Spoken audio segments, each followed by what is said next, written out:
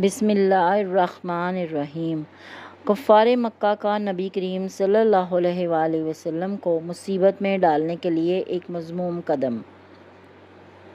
ابن اسحاق کا بیان ہے کہ ایک دفعہ عراش کا ایک شخص کچھ اونٹ لے کر مکہ آیا۔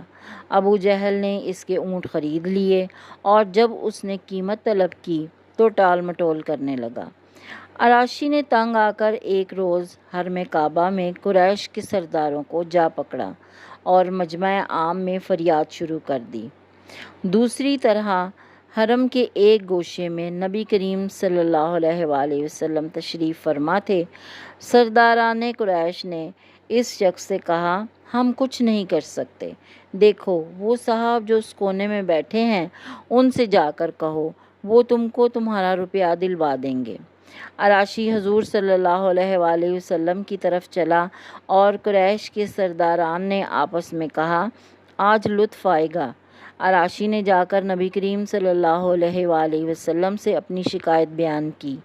آپ صلی اللہ علیہ وآلہ وسلم اسی وقت اٹھ کھڑے ہوئے اور اسے ساتھ لے کر ابو جہل کے مکان کی طرف روانہ ہوئے۔ سرداروں نے پیچھے ایک آدمی لگا دیا کہ کچھ گزرے اس کی خبر لا کر دے۔ حضور صلی اللہ علیہ وآلہ وسلم سیدھے ابو جہل کے دروازے پر پہنچے اور کنڈی کھٹکھٹائی۔ اس نے پوچھا، کون؟ آپ صلی اللہ علیہ وآلہ وسلم نے جواب دیا، محمد صلی اللہ علیہ وسلم۔ وہ حیران ہو کر باہر نکل آیا۔ آپ صلی اللہ علیہ وآلہ وسلم نے اس سے کہا، اس شخص کا حق ادا کرے۔ اس نے کوئی چون و چرا نہ کی، سیدھا اندر گیا اور اس کے اونٹوں کی قیمت لا کر اس کے ہاتھ میں دے دی۔ قریش کا مخبر یہ حال دیکھ کر حرم کی طرف دوڑا اور سرداروں کو سارا ماجرا سنایا اور کہنے لگا کہ واللہ آج وہ عجیب معاملہ دیکھا ہے جو کبھی نہ دیکھا تھا۔